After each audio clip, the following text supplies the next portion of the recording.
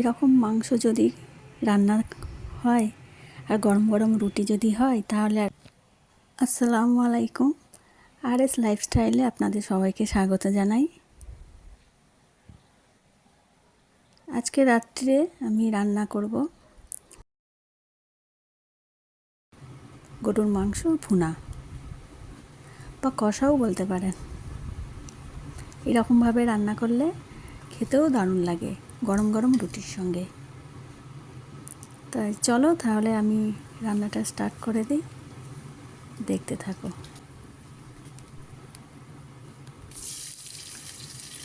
প্রথমে আমি মাংসের জন্য কিছু মশলা দিয়ে দিলাম।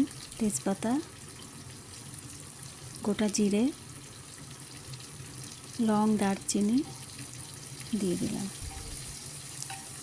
তারপরে পেঁয়াজটা দিয়ে দিলাম, দিয়ে ভালো করে পেঁয়াজটা একটু ভেজে নেব।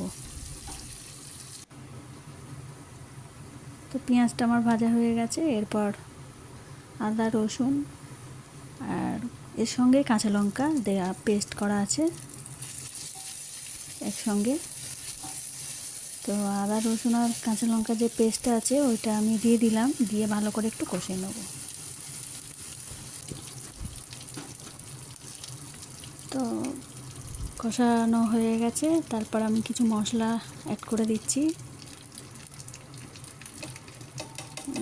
লঙ্কার গুঁড়ো, হলুদ গুঁড়ো, কাশ্মীরি পাউডার আর লবণ দিয়ে ভালো করে কষিয়ে নেব। আর 1 চামচের মতন জিরে গুঁড়ো দিয়েছি।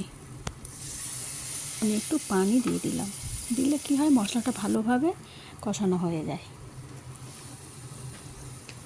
তো ভালোভাবে কষানো হয়ে গেছে। এরপর আমি মাংসটাও দিয়ে দিলাম, দিয়ে মাংসটাকে ভালো করে কষিয়ে নেব যতক্ষণ না মাংসের গা থেকে তেল ছেড়ে আসে।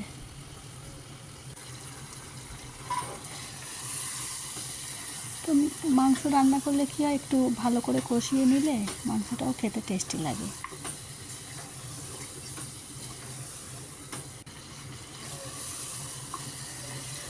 তো দেখুন আমি মাংসটা ভালো করে কষিয়ে নিচ্ছি।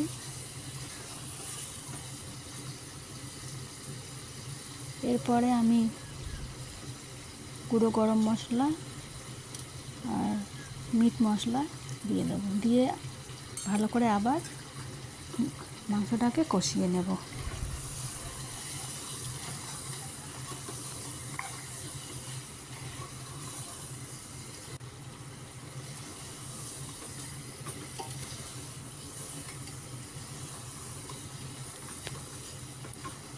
তো মাংসটা আমার ভালোভাবে কষানো হয়ে গেছে, আপনারা দেখতেই পাচ্ছেন কত সুন্দর একটা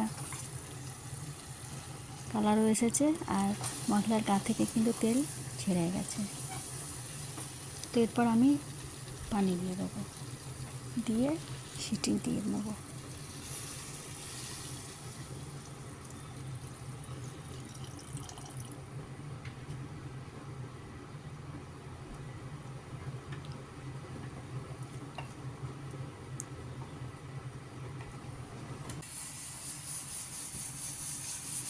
মাংসটাকে ভালোভাবে কষিয়ে নিয়েছিলাম, সেই জন্য বেশি সিটিও লাগবে না, 5-6টা সিটি দিলেই হয়ে যাবে।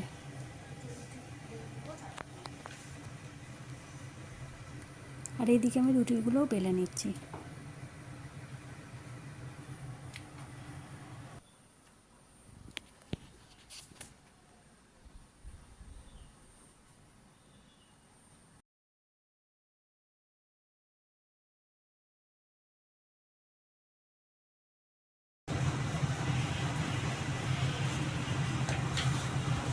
রুটি গোল কি করে হয়?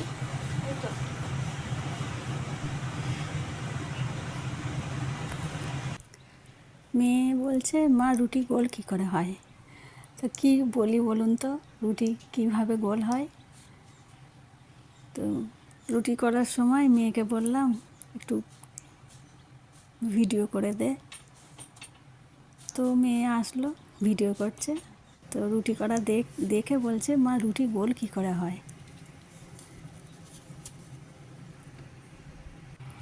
তো এই সব হয়ে গেল আমার রুটি করা।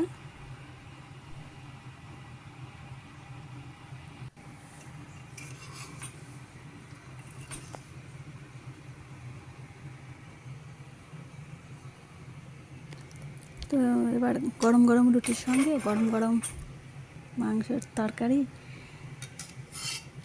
দারুণ লাগে। তাহলে চলো খাওয়ার পর ওটা সেরে নেওয়া যাক।